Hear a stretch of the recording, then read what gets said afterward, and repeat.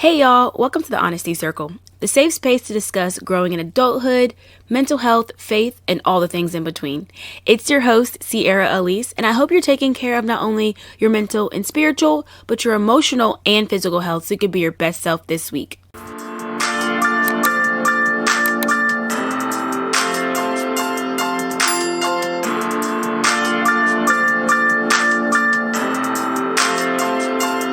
Everybody, welcome to the Honesty Circle. I have a special guest with me today. Her name is Virginia. I'm gonna let her introduce herself, kind of sharing what she's passionate about, what she does for fun, who she is, and like things that bring her joy. Hi, everybody. I'm so happy to be here with you, Sierra. And like she said, I am Virginia, and I am a mom of two, a wife, friend, entrepreneur. Um, and yeah, I just like to help people, educate people, enlighten and encourage people, and just edify people that God brings into my space and I get to encounter. And so, yeah, everything kind of flows from there for me. Yeah. What is the last thing that you did that like fueled your soul? Ooh, mm, that is a really good question. That fueled my soul. Man, actually, a week or so ago, not this past weekend, but the week before, I actually just took a little solo trip to California. That's Nothing too big, nothing nice. too major. Yeah. But I just went on my own and I was like, my friend's mom is having a whole conference. I'm gonna go there and I'm just going to allow you guys to just pour into me and do what you want to do just in this time. So while it wasn't as vacation-esque as you would think or you would, kind of want to do on a solo trip, when I say it refueled me, That's in a good. way that I hadn't been in a long time. And God just really, like my whole takeaway the whole entire time, people are like, oh, how was your weekend? How was your trip? I'm like, God is just so gracious. Like, that's all I had to say. Like, it was like I was filled with so much, but I also didn't have the words to accurately describe like how I left that weekend and left California. And God is just good. So I'm kind of Yeah. still rolling off of that, honestly. Yeah, that's so good. Yeah. Okay, so let's jump into our segment of inner outer circle. Okay. It's basically this or that, and you'll say things that you like will be in your inner circle, and if you don't like it, it will be in your outer circle. Okay, Okay. so the first one is coffee or tea. Ooh, I like both, but coffee every day. I Okay, need it. okay. The next one is beach or mountains. Beach Okay, all day. why beach? It's just something serene about just being out. Now, I don't want to get in the water, but I'll sit in the sand. I'll enjoy. I will look out over the water and Listen to the enjoy. waves. Yeah, Listen to the waves. I will do all of yeah, that. Um, Mountains are cool. Like, I think they're beautiful, and I do want to go like into the mountains more and go places where I can, experience that a little bit more. But right now, give me the beach all day. okay. The next one is heels or sneakers. Heels. Okay. Okay. Yeah. Elaborate if you want to. Mm, At this point in life, Okay. I'm probably gonna grab heels if I'm going somewhere, but I have my sneakers on deck though. Okay. I have Right. my sneakers. Used to be a little sneakerhead, but I've calmed those things down just a little bit. So heels. Okay. Okay. The last one I will say is this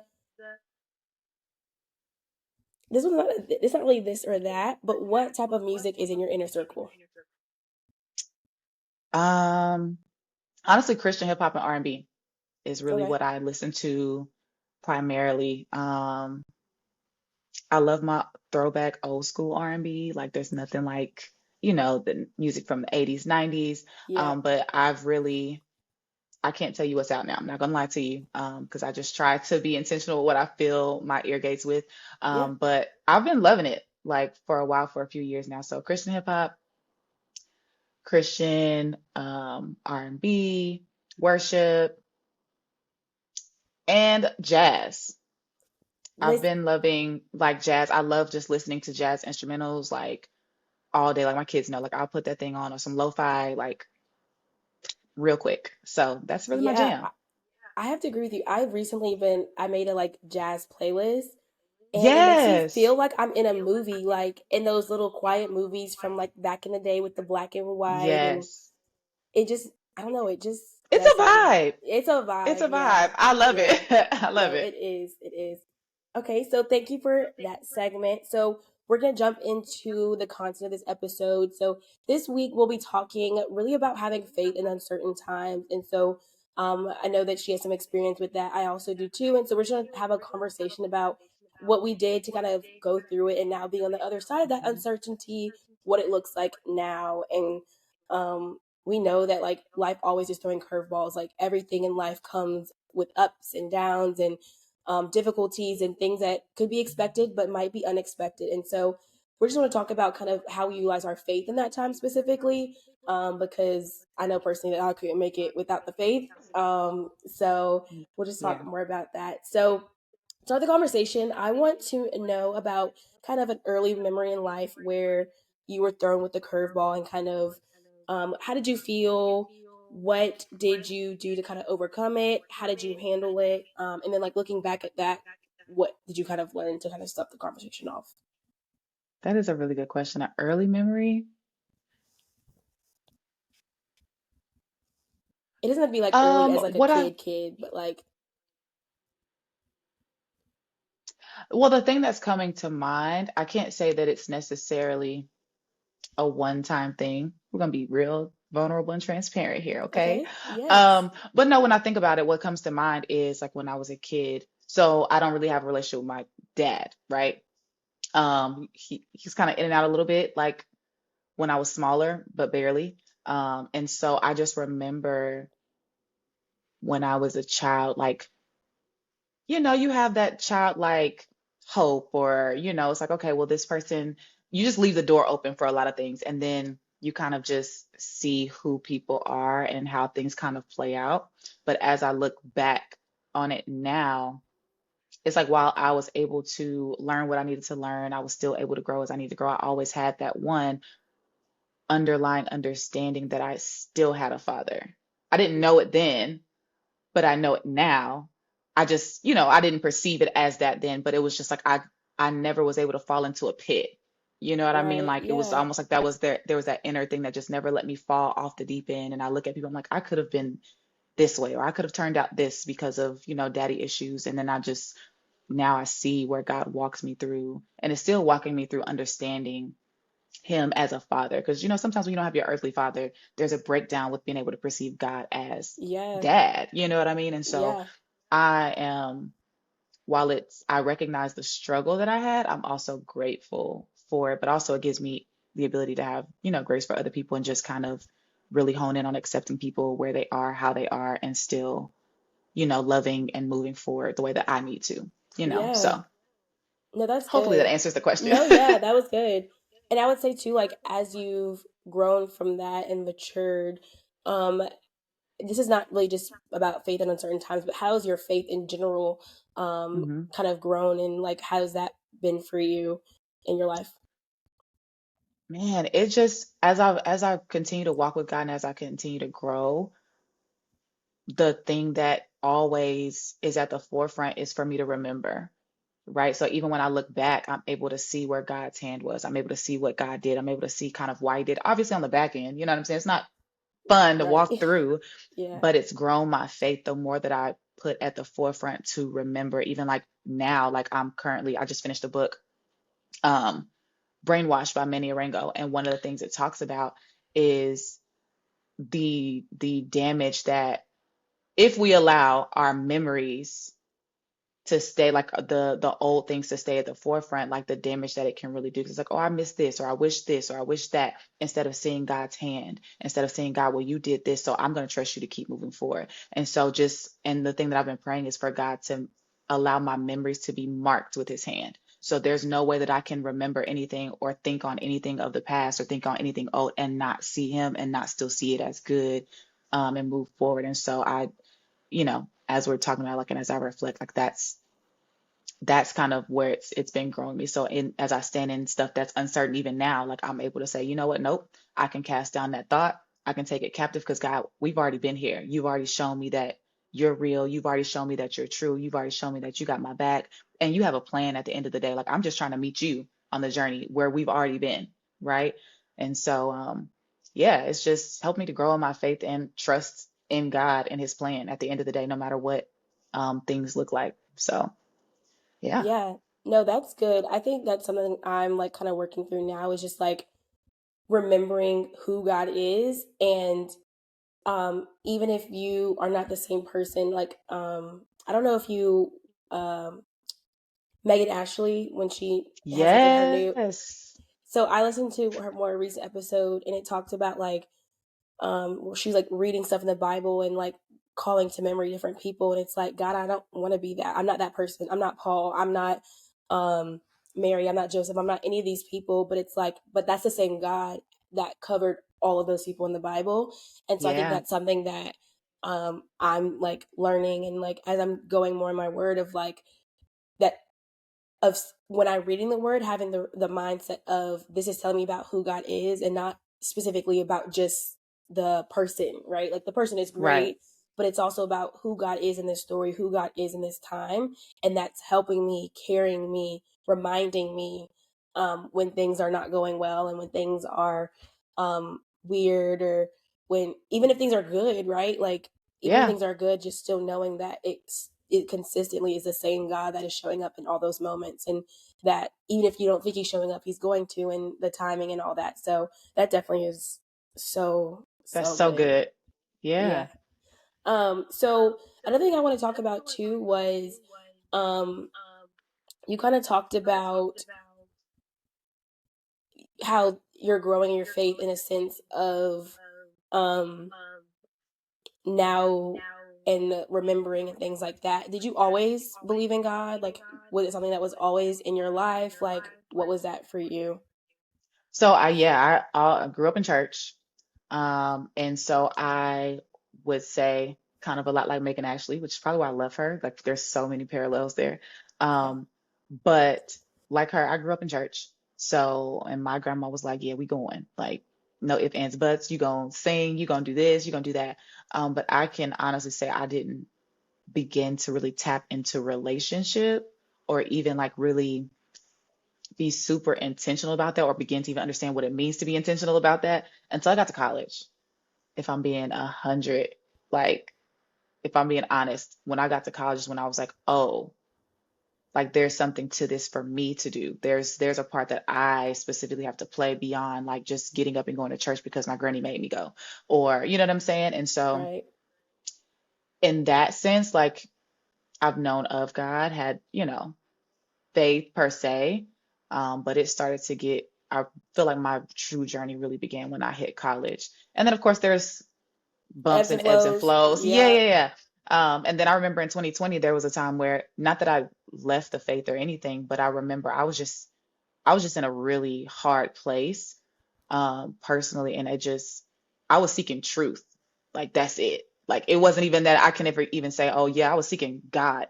But the thing that I also knew, like as I'm seeking this truth and seeking to understand and whatever, the one thing I couldn't do was not read my Bible. And so through that wrestling and asking questions and you know what I mean, even looking into other things, like not only did I have to go back and be like, you know what, God, I'm sorry I even opened that door. I'm sorry I even played you like that. But I thank you that you still gave me, the wherewithal to be like, read your Bible. Regardless of what you're looking at, read this word. Like it's true. And that unlocked a lot for me Yeah. after that point. So No, yeah. that's good. That's good. And so, not thinking about early memories, but thinking about kind of currently as you're an adult, Mhm. how has like holding on to faith and when things are difficult, like do you, or I guess my other question, let me, before I go there, how do you typically respond in times of uncertainty? Like if something were to go not your way immediately, what's your like natural reaction, and then what do you have to then like shift to? Because I know for me, like it's gonna be shed a few tears, Yeah. a little angry first, and then I'll okay, Yeah. then it's like, okay, what are we gonna do about it? And like then I can shift. But like, what's your natural response typically? no, that is my natural response. It's to like get like, oh, what's going on? Let me figure this out. Boom, boom, boom. But I'm also literally right now, like walking through, like breaking that down and just remaining at a level place. Um, and I think, because I was literally just thinking about this, I think I'm like, huh, my responses are getting a little different. Okay. I'm a little less wound up. I said, okay, God, you're working on me a little bit. But Right. it, because essentially, what God cares about our feelings, that I know. So just putting into practice, taking those feelings to Him, but also reminding myself of truth at the same time. That's something that I've had to be really intentional about for sure. And like I said, even that remembering part, remembering to take those things to Him, but also remembering that, hey, I've been in a situation similar to this. And even if it's not exactly the same, I've been in a place where I've needed you and you've shown up, period. Mm. But also, even beyond that, I know you have a plan and a purpose. So anything that you allow, like that's been like my staple, even for the year, I feel like it's anything that God allows is good.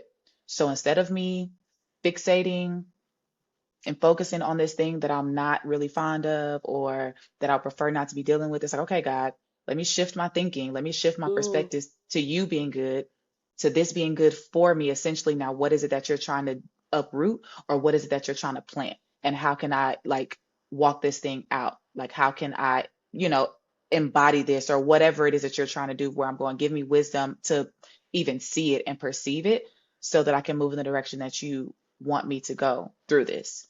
Yeah. So yeah, shifting my perspective on things has helped a lot and just taking thoughts captive. And like I said, just turning that thing around, like not focusing too hard on that. Like, okay, Yeah. God, yeah. That's it. My question would be like, what does that practically look like for you? Because I think that sometimes what my friends ask me, it's like we can say things like, taking your thoughts captive and different things like that. But for Hmm. you, what does that practically look like? So that way you're able to not just say that I'm taking my thoughts captive, but I'm actually am taking my thoughts captive at a consistent, like on a consistent basis. No, that's a really good question. That's a question I used to ask a lot, and I'm learning what that looks like. Sometimes it looks like me literally talking to myself, like, girl, no, we're not gonna Yeah. do that. Like literally saying it out loud, and a person walking by might think I'm crazy talking to the wind. But sometimes I need to say it out loud the same way I need to declare God's promises and God's truths. Like I need to tell myself, and my flesh have several seats and pick up the word and replace it with that. Sometimes it looks like journaling. Sometimes it does look like sitting at the feet of the Lord and just crying out. You know what I mean? But again, still choosing. It's because at the end of the day, it's a choice. A lot of it is a choice to say, Mm. you know what? I am going to put this down.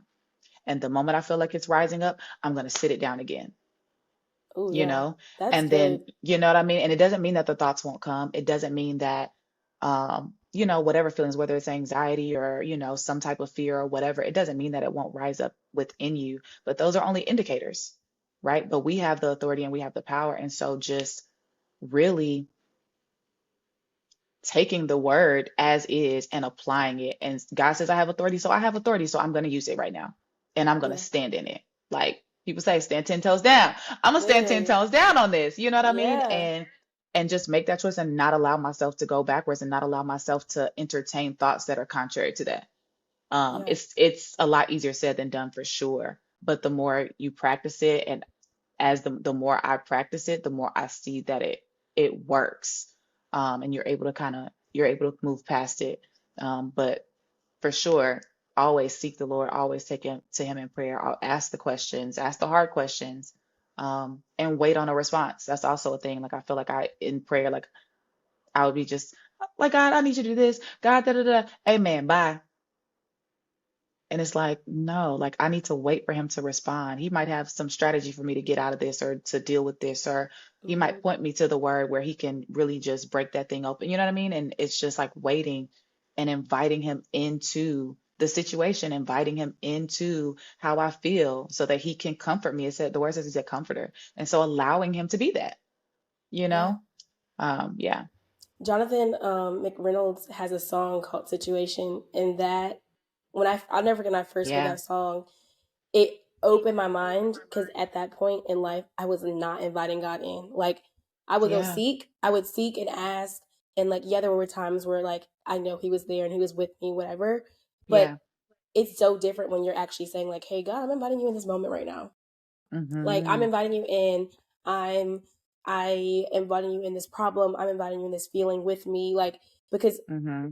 as much as we think that we can do it on our own, we cannot. And so when we invite him in to be there in those feelings, in those thoughts, in those things by ourselves, and I think that's the only way a lot of times where you can catch your thoughts. Because I know for me, like, Yeah. your thoughts will run rampant if you don't let it, especially in times of uncertainty. Like, I think that's the time the most for me where Yes. my thoughts are like, oh, like, no, it's not gonna work out, like, or, I don't see no way out, or all these other things. Yeah. And it literally takes me inviting and not just seeking him, right? Because the seeking him is very important, but like, God, my thoughts are running crazy, and like, what we gonna what we gonna do? What we gonna Like, do? what we gonna Yeah. do? Like, because I know I can't stop all these thoughts by myself. Like, I know I don't have the power. Like, I know that I'm incapable of that, and so I need you to walk with me and help me and guide me and give me the tools and things like that. And Yeah. um, we also have to remember too, like, the things that we pray for, God will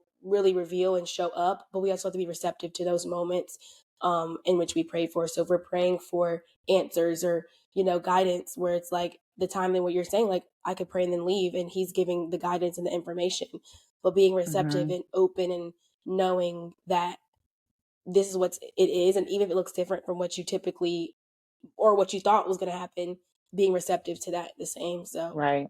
yeah. Yeah. Ooh, yeah. That's For so good. me, I have a question. So, what Yeah. scriptures come to mind that like kind of Ooh. or things that you kind of meditate on or think about when things get difficult or different things like that? Ooh. I mean, one is of course, like I just mentioned before, the fact that God has a plan. Like he knew me before I was formed in my mother's womb. And that grounds me a lot. Mm. Um, just really I've been really holding on as I'm thinking about it. Like I've really been hanging on to that thing like no other, which is where that whole idea of like whatever God allows is good. Like at the end of the day, like this is already predestinated. Like it's fine. I'm good as long as I'm trying to follow him. Like that's it. So that's one that comes to mind immediately. Um, and then I want to say in Psalm 119, mm, let me see. I might need to pull this up because I don't want to get it wrong. I want to say it's Psalm 119, 34, 34 and 36, 34 to 36, I think it is. Um, but it's just talking about like inclining my heart to God, right? And to the word Mm. and not seeking things for selfish gain. Because it's easy, like in the things that I do, or, just a lot in just anything, anybody, whatever you're trying to do, like it's easy to turn over into from the, okay, God is calling me to do this to let me do this because I want to get this place or I want to get that place, or you know what I mean? And so just keeping that in mind, just for God to incline my heart to his testimonies and not for selfish gain, like that is definitely something that I keep at the forefront. And then First Peter 4 and 10, where it talks about using your gifts, right? And how God, gives us these gifts, but to serve other people. So just having the mindset of serving, even when I'm doing the mundane things in the house, like even yesterday, I was like, man, I do not want to clean these dishes.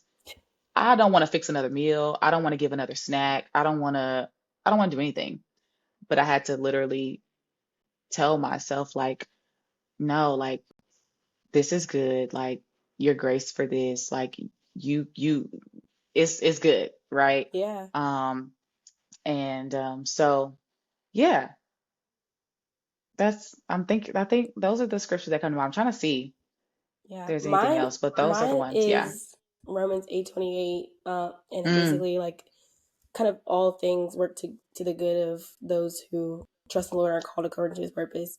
And yeah. so that I actually have it tattooed on me right here. Just because like that's Oh, a nice. constant reminder of like all things. And you say some Yeah. things It didn't say the good things. It said all things are. Yeah. All things are. So like even if I I know don't that's think that right. it, even when I don't think it is, I think I'm reminded daily that like even if I don't see it, it's good. Even if I It's don't think that, good. even if I don't think it's good, It's right? good. Like it's His good, and His good is superior. His good is perfect. His good is the best. So like Yeah. that's been for me something that has constantly and always reminded me of like it don't matter. It's gonna be It good. doesn't matter. It's gonna Period. be good. And that's the other scripture. I'm like, I know I'm forgetting something else, but yeah, that goes Yeah. exactly with what I'm on to in this season for sure. Yeah.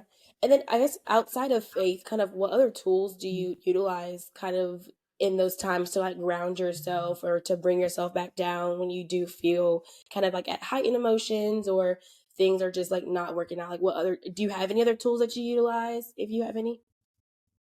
I I can't say that I have any hardcore ones. I can Mhm. say that I'm putting into practice new ones right now. Okay.